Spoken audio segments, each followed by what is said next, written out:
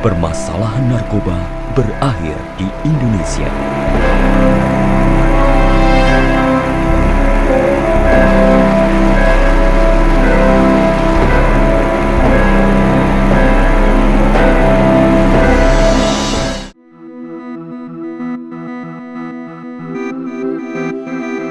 Permasalahan narkoba di Indonesia seolah tak pernah berakhir bagaikan kanker yang terus menggerogoti masa depan negeri ini.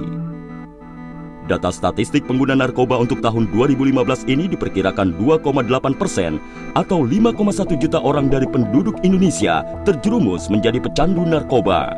Menurut Profesor Dadang Hawari dari Fakultas Kedokteran Universitas Indonesia, jumlah pengguna narkoba di Indonesia sesungguhnya bisa 10 kali lipat dari data yang didapat.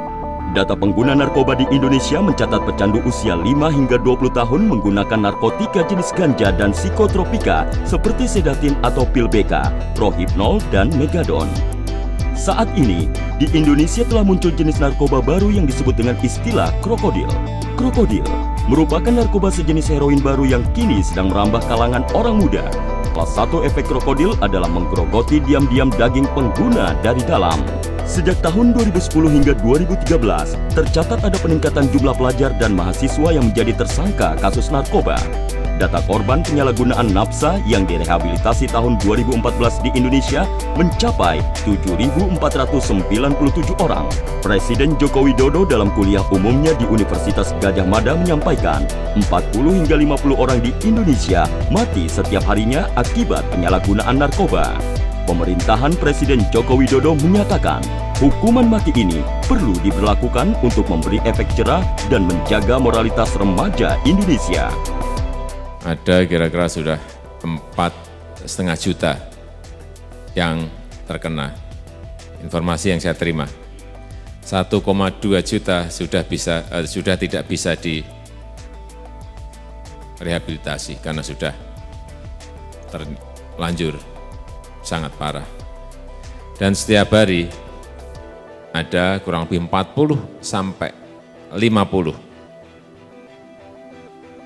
orang Indonesia, terutama generasi penerus kita, yang meninggal karena narkoba setiap hari. Bapak Ibu bisa bayangkan, 40 sampai 50.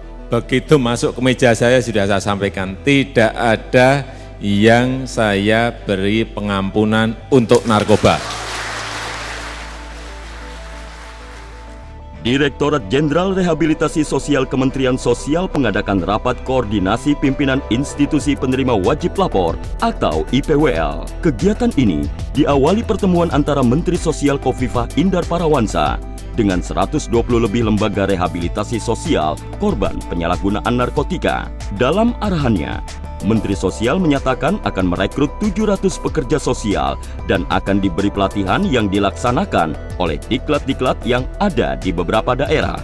Oleh karena IPWL milik Kementerian Sosial masih sangat terbatas, maka diperlukan peran masyarakat.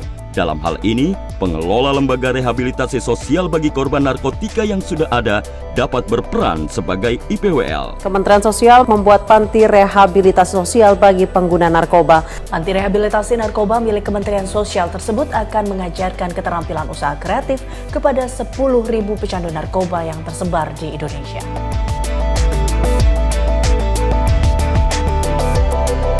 Menteri Sosial Ibu Khofifah Indar Parawansa mengajak setiap elemen masyarakat Indonesia bersatu padu menanggulangi penyalahgunaan narkoba.